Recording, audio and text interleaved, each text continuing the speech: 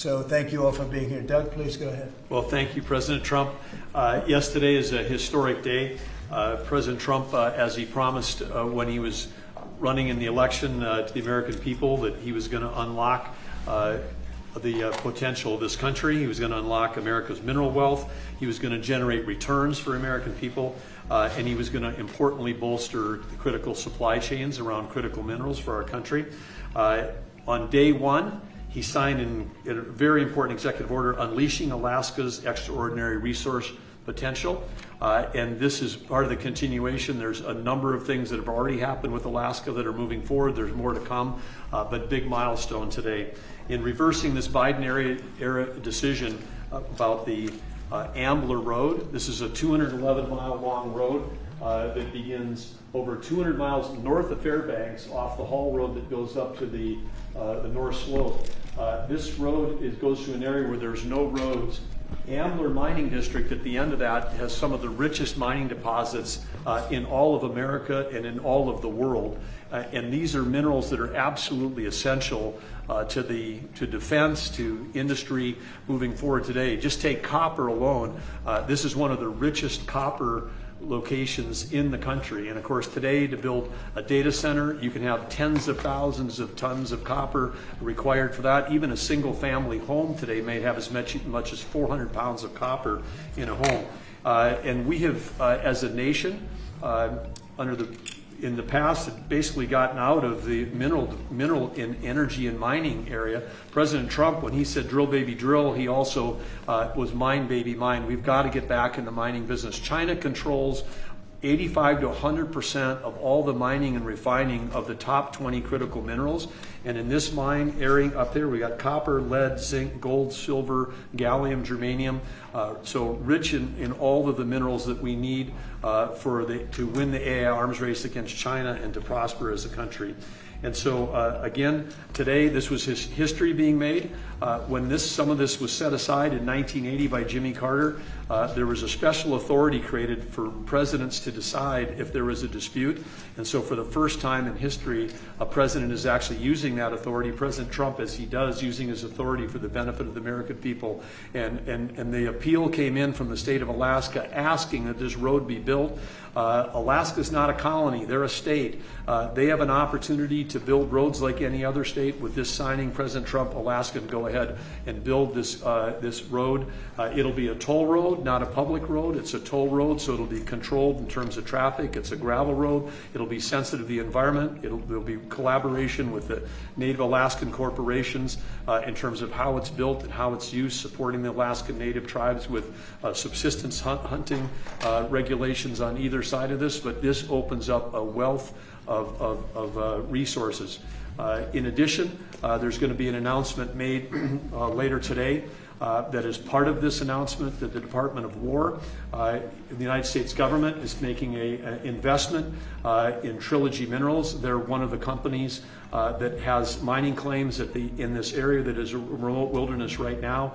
And again, making that investment so we can make sure that we're securing these critical mineral supplies and that ownership in that company will benefit the American people. With that, I'll kick it over to Chris Wright. Thank you, Doug, and what a huge thank you to the President today. This is a tremendous achievement for the people of Alaska. We were in the North Slope of Alaska a few months ago celebrating energy development there. They want jobs and opportunity to develop the resources on their lands. This is another major step forward. We say energy is the lifeblood of society, the circulatory system. Minerals and metals, they're the skeletal infrastructure, the physical upholding of everything we do. Everywhere we walk and operate, your cameras, everything you hold are made out of metals and minerals. President Biden thought it was appropriate to offshore both of these industries outside of our country. That has not left us in a strong place. President Trump, in his first term and even more strongly in his second term, is bringing those industries back to our country. America was a mining powerhouse for a long, long time, and our mining industry got squelched. Now we're seeing it come back to life. You saw the President's truth not long ago about a deal for lithium production in Nevada just a week or so ago. This will more than tenfold increase American lithium production. And this infrastructure, this mining road in the Ambler Mining District, will just have immense impact on future mining opportunities for our country's security and economic opportunities for the people of Alaska. Our critical minerals and mining expert within the administration is standing right next to me, David Copley. I'll see if he wants to add any words. This is a really big deal for the American mining industry, and I think it shows the President's seriousness about getting this industry going and making sure we have the critical minerals we need for our defense industrial base and for our broader economy. Thank you very much. And I think we want to get this going by a certain time, so I signed it. And Will, I'm going to give it to you, and you get it filed. And Sir. Good job. Thank you, sir. It's a big job. Thank you very much.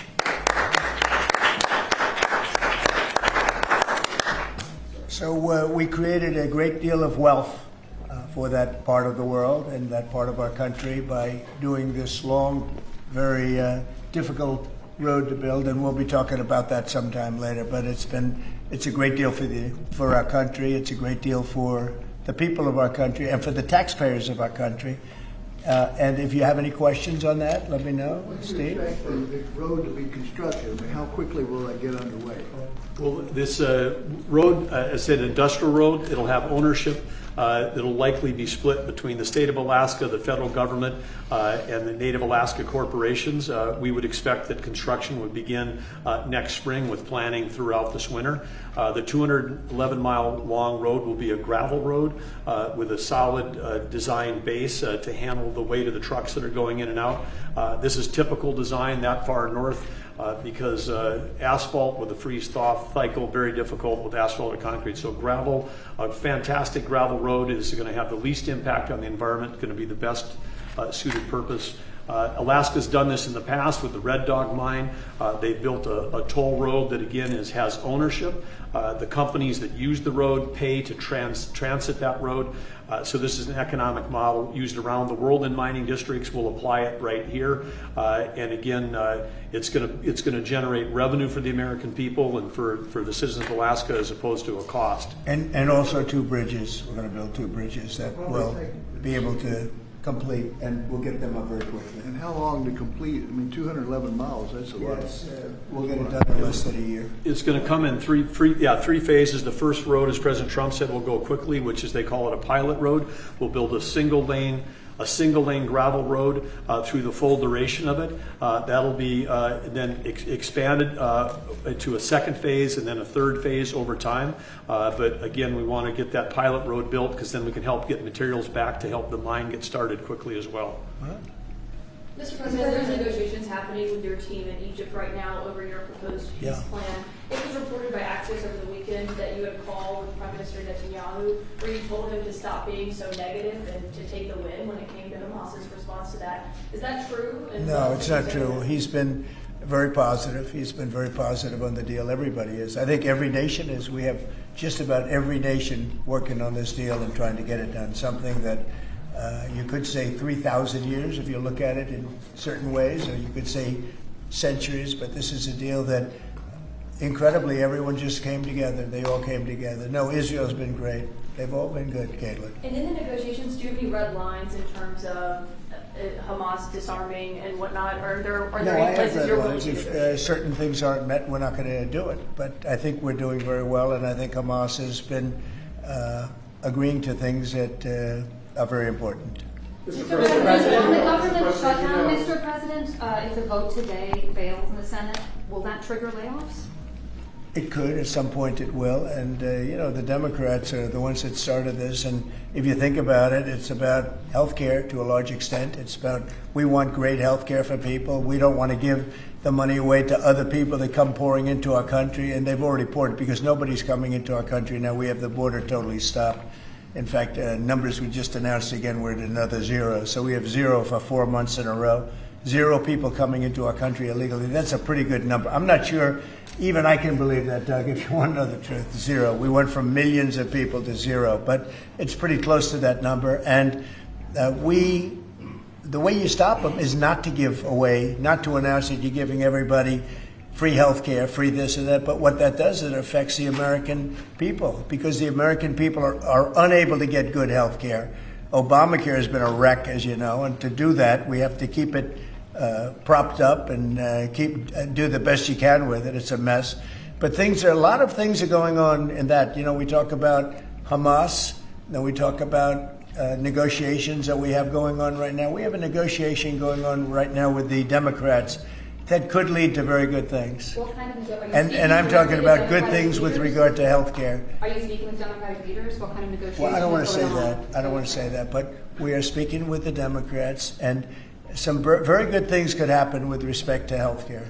Would you make a deal with them on the ACA subsidies? If we made the right deal, I'd make a deal, sure. So you would make I mean, you have right now subsidies. You have subsidies. That's the problem with Obamacare. The subsidies are so much. It's billions and billions of dollars is being wasted. And we can have a much better health care than we have right now. And we're talking to them. I mean, I'm not saying that's going to happen because this has also been going on, not for 3,000 years, but it's been going on for a long time. But yeah, we're talking to the Democrats. You would work to make a deal with them on. I'd like to see a deal made for great health care. Yeah, I want to see great health. I'm a Republican, but I want to see health care much more so than the So, Democrats. Mr. President, on all of this, as you know, the American people are experiencing a lot of pain with any kind of government shutdown. And while you're dealing with Democrats and, of course, Republicans are standing their ground, what is your message directly to the American people who may encounter some of this pain and despair? How do you give them hope? Well, up till now, there hasn't been a great deal of pain. There could be a great deal of pain, but up till now, there hasn't been. I will say this, just hang in there because I think a lot of good things are going to happen. That's all I can say. I mean, I think a lot of good things could happen, and that could also pertain to health care. Follow-up question. I've seen a surge in attacks on ICE agents across the country, including the shooting in Dallas and over the weekend in Chicago. We saw 10 cars boxing in on ICE agents and another one ramming into an ICE vehicle. Yeah. We have heard Secretary Noem saying that some of these attackers are actually organized and they're planning to kill and ambush these officers. Right. What are the consequences for you? Very severe. We're going to have very severe. We're going to find out who's going after our federal agents. So when you look at Chicago, they've had probably 50 murders in the last 6 or 7 months, 8 months. Many, many people shot, like 30, 40, 50 people shot. Didn't die, but they've been shot. It's like a war zone. And then I listened to the governor and the mayor get up and say how they have it under control. They don't.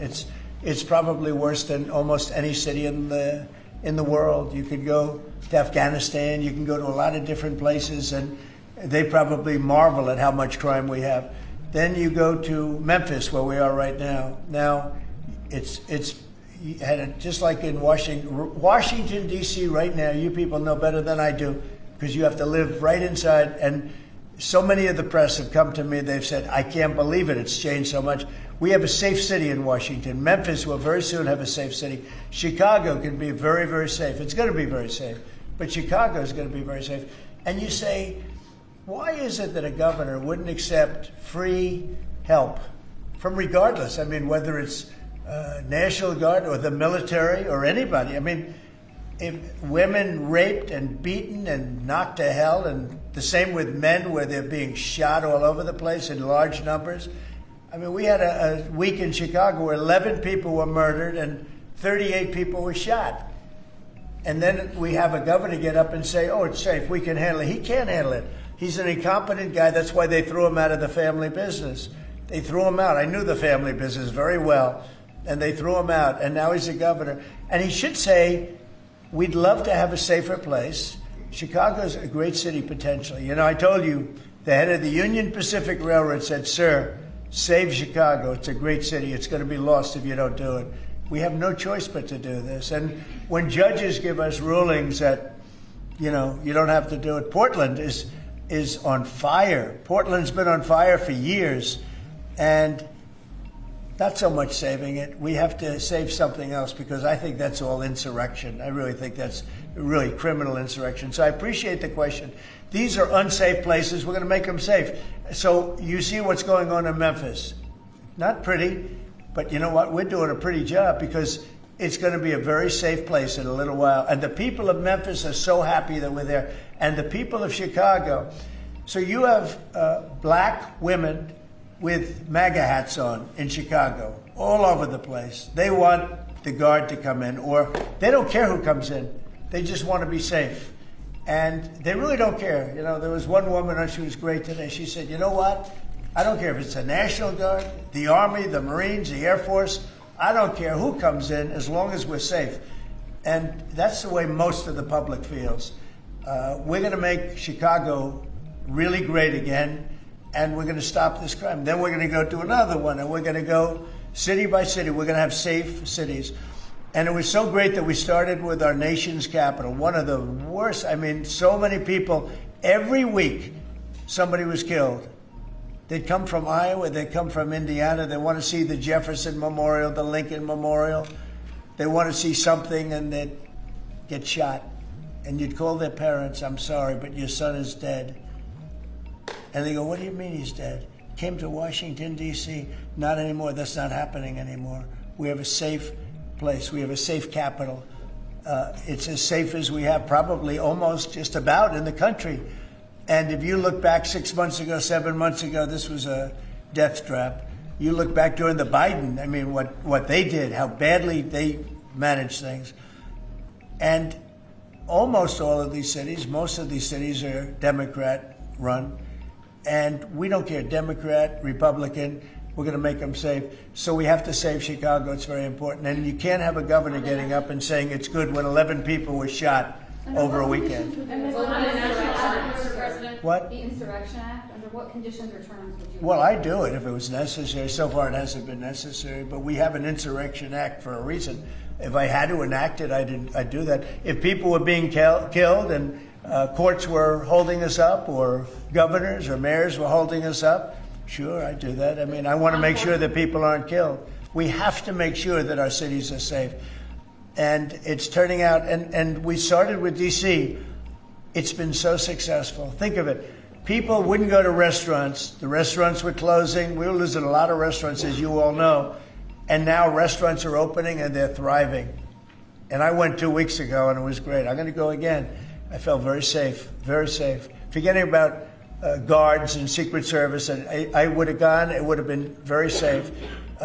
D.C. is a great, and look at the cleanliness of D.C. Look at how it's clean. You don't have tents all over the place. We had parks where you couldn't even walk through the park. You had people from tents, and they were violent people. Some of these people were violent people.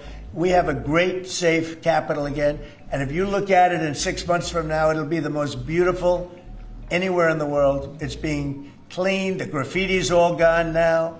The tents are all gone. We have a capital that you can be proud of, but it'll only get better with time. Mr. President, it was October 7th, the 2-year anniversary of the original Israeli attack. Do you expect a Gaza deal tomorrow, or any sort of hostages deal tomorrow? I think we're going to have a deal. It's a hard thing for me to say that when for years and years they've been trying to have a deal with Gaza, but I mean, literally for centuries. Okay, if you really think about it. But we're going to have a Gaza deal, I'm pretty sure, yeah. And what are you hearing from Mr. Witkoff about the talks? Well, I'm the one that got the hostages back. Remember that, you know? I'm the one that. I was going to ask you that. Yeah, I got them back. Israeli citizens are celebrating what you've accomplished Yeah. in this deal. Should it come through, there will be a lot of celebration on the streets of Israel. The hostages' families, have they been in contact with you with regard to this deal that could happen? They're so happy about it. It's like they can't breathe. One said, I can't breathe. You know, it's very sad because you have hostages and you have people that are no longer living. But the parents, and I've said this to you many times, the parents want the bodies of their boy back, the bodies of, you know, their loved one back. In most cases, they're young men, and they're dead.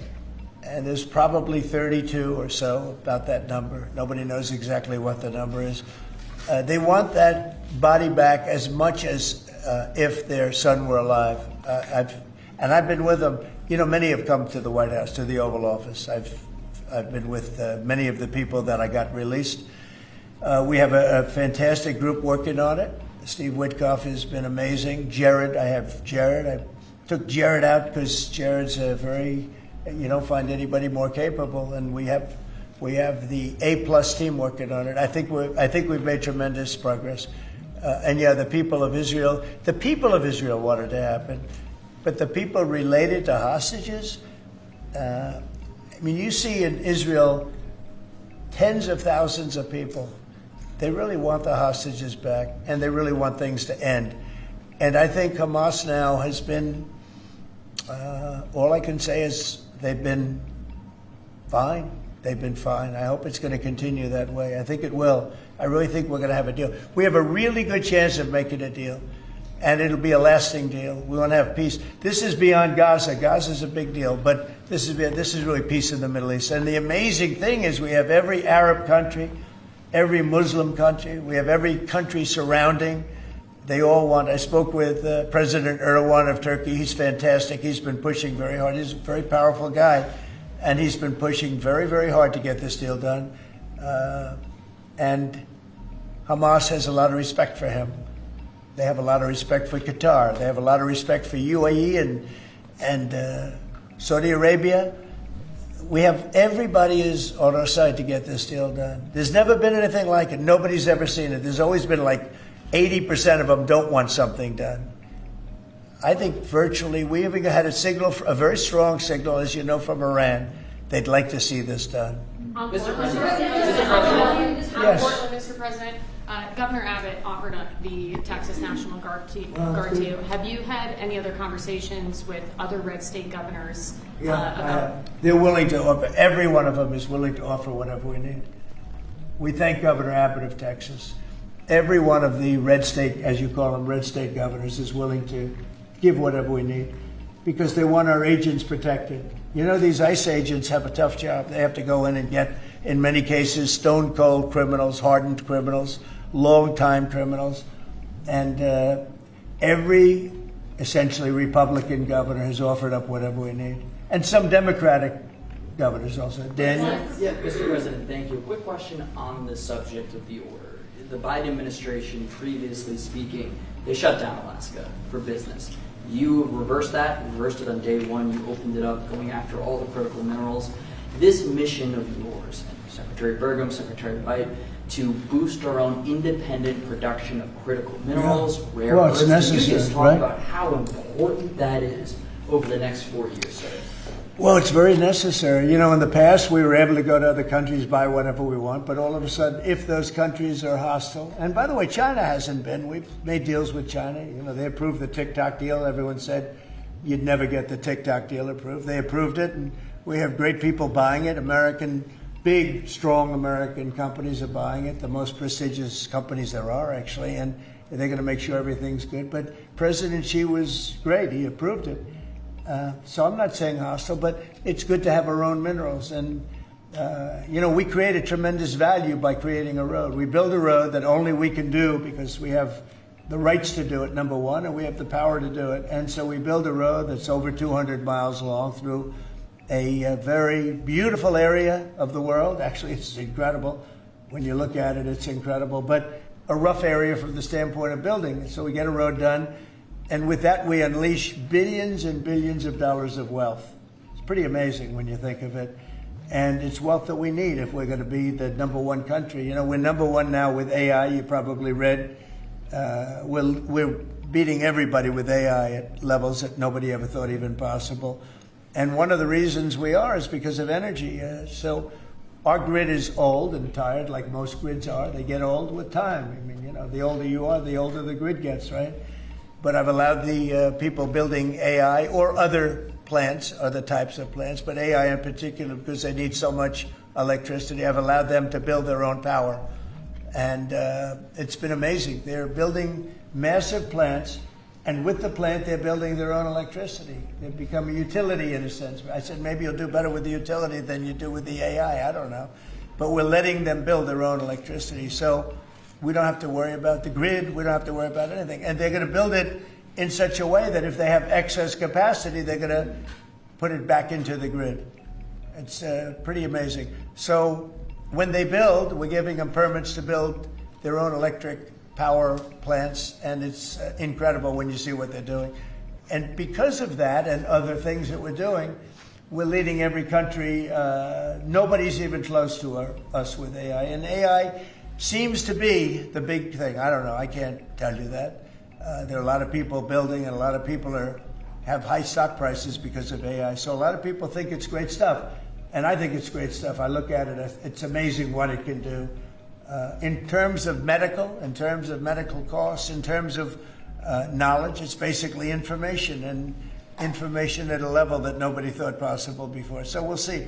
But they're building plants where you saw the one overlay that I did where, in this case it's Meta, one of their plants is essentially the size, almost the size of Manhattan. And that's a building, you know, it's a building that covers Manhattan.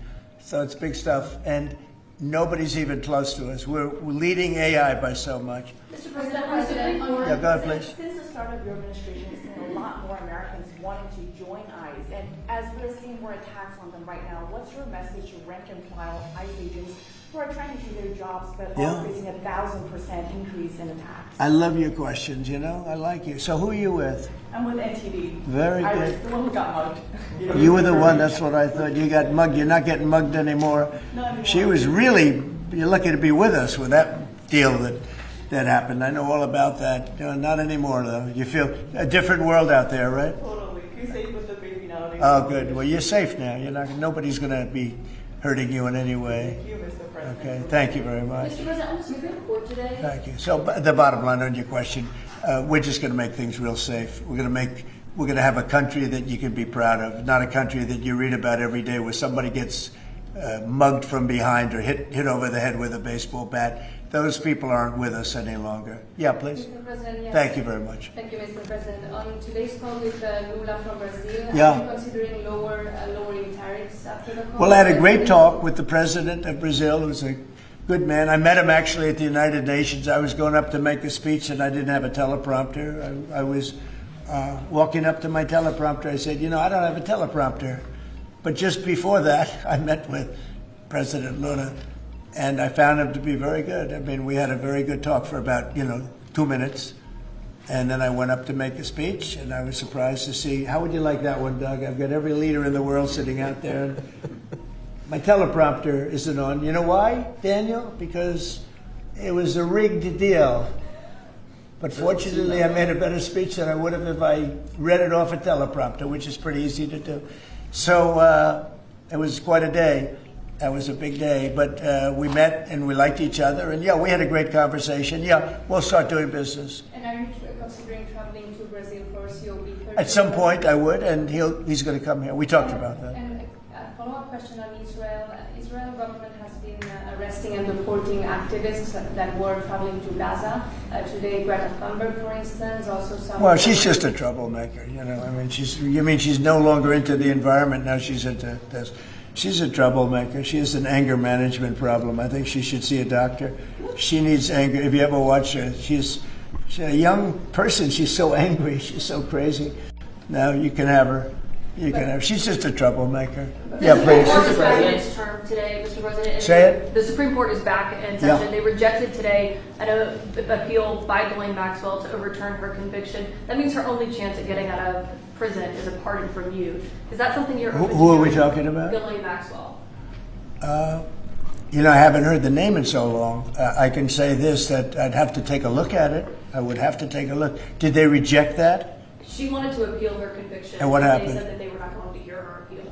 I see. Well, I'll take a look at it. I will speak to the DOJ. I wouldn't consider it or not consider it. I don't know anything about it. So, but I'll speak. I will speak to the DOJ. Why would she be a candidate for clemency, sir? I don't know. I mean, I'd have to speak to the DOJ. I'll look at it. I have a lot of people who have asked me for pardons. I call him Puff Daddy has asked me for a pardon. But she was convicted of child sex trafficking. Yeah, I mean, I'm going to have to take a look at it. I'd have to ask DOJ. I didn't know they rejected it. I didn't know she was even asking for it, frankly. Steve? Have you made a decision on whether to supply Tomahawk missiles to Ukraine or sell them to NATO and let them sell them to Ukraine? Yeah, I've sort of made a decision, pretty much. If you consider, I think I want to find out what they're doing with them. Yes. Where are they sending them? I guess I'd have to ask that question. That war should never have started, would have never started. Such bad judgment was used there. I think on both sides, by the way. But nobody looks good with the war with Russia and Ukraine. Nobody. That's been a horrible. This week they lost over 7,000 soldiers between the two of them. This is every week they're losing 7,000, 8,000, 5,000. They have a range of like 1,500 miles or something, and so they'd be able to. No, I know. No, I would ask some questions. I want to see what's. I'm not looking to see escalation. Yes. And tomorrow you're meeting with the Canadian Prime Minister. What's on the agenda for that? Well, I guess he's going to ask about tariffs because a lot of companies from Canada are moving into the United States. You know, everybody's moving back into the U.S. and he's probably going to be asking about tariffs. They're losing a lot of companies in Canada. They're coming into they left here. They left here 20 years ago when presidents that sat right at this desk weren't doing their job properly. They were probably good politicians, but they weren't good at business, and they allowed these companies to leave. And all they had to do is do what I'm doing right now. And, you know, I'm not saying it's the easiest thing to do, but it is. It's effective. We're a rich country again. We're a powerful country because, you know, I've ended 7 wars. At least half of them was because of my ability at trade and because of tariffs. If I didn't have tariffs to throw around a little bit, you would have at least 4 wars raging right now with thousands of people a day being killed that aren't happening. We've settled. You know, we settled 7. We're getting close to settling 8. That would be a big one. And that's something that could happen. But so I think he's coming probably to talk about tariffs because a lot of companies are leaving Canada to come into the U.S. And they're leaving Mexico. And by the way, they're leaving China. They're leaving all over the world to come into the U.S. Nobody's actually seen anything like it. Would you shift your position on tariffs in response to whatever you Well, I mean, look, my positions turned out to, everybody said I'm right. They find billions of dollars that they didn't even know they had. Recently, they said they found billions of dollars and they couldn't understand. I said, check the tariff shelf. And they come in the next hour and they said, sir, you're right. It was from the tariffs. We're a rich, really rich country again. But more importantly, maybe influence. If I didn't have the power of tariffs, you would have at least 4 of the 7 wars raging. I use tariffs to stop wars. If you look at India and Pakistan, they were ready to go at it. 7 planes we shot down. They were ready to go at it. And they're nuclear powers. And I don't want to say exactly what I said, but what I said was very effective. They stopped. And that was based on tariffs. It was based on trade. Tariffs are very important for the United States. We are a peacekeeper because of tariffs. Not only do we make, you know, hundreds of billions of dollars, but we're a peacekeeper because of tariffs. Mr. President. On the shutdown, Mr. President, the shutdown that occurred during your first term lasted 35 days. Yeah. How long do you expect this shutdown to go? Well, you don't know. Look, I can say this, that it would have not happened except for the Democrats. The Democrats are very foolish. They've lost their way. And we have a new thing now when you look at, it's called crime. It's called absolute, as Biden would say, well, I won't say what he would have said. Remember what he said? It's a 3-letter word, no. Remember that one? Everybody say, what was that all about? He probably meant exclamation point or something after the word. But this is a 5-letter word, crime, C-R-I-M-E. And we want to put it out and are putting it out, and they don't. They don't seem to care about it, but they do care. I believe that Pritzker and this mayor of Chicago that like to say about they don't have it under control. Not only is it not under control, it's the opposite. And I believe they're afraid, they're scared for their lives. I believe that the Portland people are scared. You look at what's happened with Portland over the years, it's a burning hellhole. And then you have a that lost her way, that tries to pretend that like there's no problem. Actually, she's not even saying that. There's a huge problem in Portland. I'll tell you what the problem is, crime. Okay, crime. There's a huge problem in Chicago. It's called crime. And we want to put out the crime, and they want to inflame the crime. And why they want to, I don't know. But it could be that Pritzker is scared for his life. Yeah. You believe that judge on the UN, do you have an update on the investigation into what happened to you after you went last month? And also, what's your message to Americans who are concerned about your and your family's safety as you're very out in the public attention? Yeah, I am out there. There's no question about it. Well, at the UN, we had a problem with the teleprompter. We had another problem that nobody has actually talked about. the people in the room didn't hear my speech. Did you know that? The people in the room, they didn't have any loudspeakers, and they didn't hear my speech. And I thought I made a really good speech. I mean, considering I didn't have the use of teleprompter, which is unusual. But I made a speech. I could have walked off the stage. I guess most people, Doug, I think most people would have just said, we'll see you in about a half an hour, right? But, they obviously turned off I think they turned off the teleprompter, but there was a reason that it didn't work. I actually know the reason. They didn't let the teleprompter person into the room, okay, which is essentially the same thing. So I made a speech. It turned out to be a very good speech, got good reviews. I went out to the audience after the speech. I saw my wife. I said, how good was that speech? Was that unbelievable or what?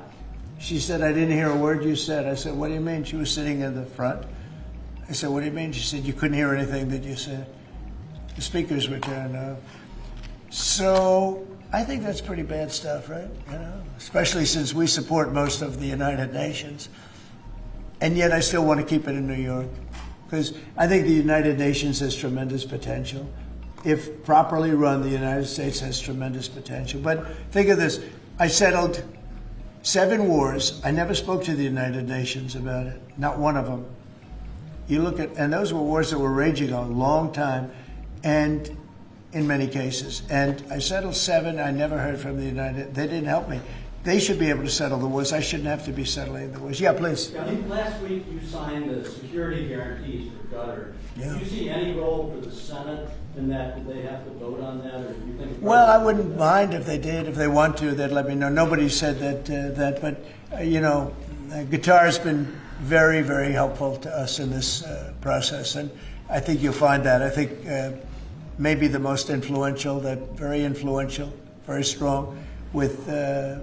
Hamas, they're very strong, and Turkey's likewise been helpful. I mean, honestly, UAE, Saudi Arabia, everybody's been helpful. I just spoke today with the King of Jordan, and he's been terrific too. I can't think of any country that's been negative about this. This is why it should happen. I mean, everybody wants it to happen. And usually when everybody, including, I think, Hamas, and when they want it to happen, it's going to happen. James Comey is being arraigned on Wednesday, obviously after his indictment. Are you worried that your own statements calling for his prosecution could help him actually in his defense of this case? No, I think he's a crooked guy. He's a dirty cop. Comey, I think he's a dirty cop. He's recognized by many people to be a dirty cop and dishonest guy. So all I have to do is, I mean, I have nothing to do with the case. I just say, but you call him body to prosecute him. No, I don't call anybody. You know what? I'm allowed to do that if I wanted to do that. But Comey's a crooked guy. He has been for years. And he got caught. Look, he lied. This is just a simple case. He totally lied. And then he confirmed the lie on, I guess, numerous occasions, or at least one occasion. He confirmed the lie. He said, that's what I said, and I stand by it. And I mean, the guy, and he didn't say, to the best of my knowledge. He didn't say, well, I don't remember. He made a very definitive statement and a very important statement concerning him. And he got caught in an outright lie. And that's why a group of people, it wasn't me that voted, they voted to indict him. But he's a crooked guy, in my opinion, and we'll find out. The court's going to determine that in a little while, I guess, yeah. President, do you expect to announce farm relief this week? Yeah, I'm going to do some farm stuff this weekend. You have the yeah, please. Navy yesterday celebrating it was unbelievable. 250th. Can you talk about that? And as we get closer to America's 250th, you've initiated a prayer initiative as well. Yeah. Talk to me about both of those events and why they're so important, particularly the prayer initiative going forward to the... Well, we have, and we're dealing, as you know, with all of the different, and not just evangelicals, Christians. We're dealing with lots of different faiths, religions. And I've felt for a long time that, if a country doesn't have religion, doesn't have faith, doesn't have God, it's going to be very hard to be a good country. There's no reason to be good. I want to be good because you want to prove to God that you're good, so you go to that next step, right? So that's very important to me. I think it's really very important. And yesterday was amazing. We went out. We went to the naval base, the largest in the world, actually, and I saw things that were incredible. The level of I don't want to use the word weapons, but they are weapons. Is the technology on these planes, on the carriers, on all of the different things that we saw. They gave us missile displays. They did the whole. I don't think they've ever done anything like it, but it was really impressive. And the talent of the pilots, where they can land. You know, the aircraft carriers look massive, but when you put them in the middle of like the Atlantic, or in this case, pretty far off the coast of Virginia, and it's sitting in a big ocean. And it was pretty calm yesterday, but it's still a little bit testy, right? Yeah. And you'd have these guys land right on a thing and come to a sudden screeching halt. And they're really something. They were taking off yesterday, and they look over, yes, sir. And then you see them, and you see them just get ripped back into the seat because the G-forces are so great. And actually, if you're not in great shape, because they were doing maneuvers that were incredible yesterday, and the admirals were explaining that if you're not in really good shape, you don't make it because you pass out. You know, these guys, and women, I met some women pilots that, I mean, it's incredible what they're able to do.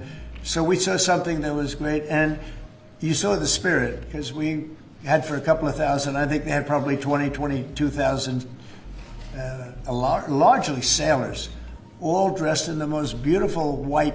There wasn't a spot on any of those uniforms. I looked at them. It was just a wave of white, and it was a great crowd and great reception. So, you know, getting back to a very important question that was asked, when you go back a year ago, people weren't joining the armed forces. They weren't joining the Army, Navy, Air Force, Marines, the Coast Guard, Air Force. If you look at, you know, any of them, they weren't joining Space Force. And now we're setting records, recruitment. And that goes for the police and fire. Now they want to be policemen, they want to be firemen. And firemen, people don't mention them, but they're incredible. I know so many of them, they're brave as hell. I wouldn't want to do it, tell you. But they weren't able to recruit. The police weren't able to recruit. And the military wasn't able to recruit. We were really off.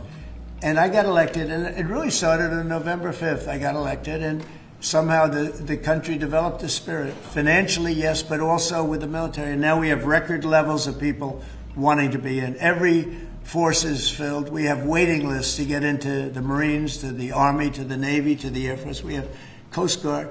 We have waiting lists to get in. It's amazing, actually, what's happened. We have a country it was a dead country, and I say it all the time. We had a dead country 1 year ago. Now we have the hottest country anywhere in the world. And it's nice to see you. I've watched you for years on television, so it's nice to meet you. Thank you very much, everybody.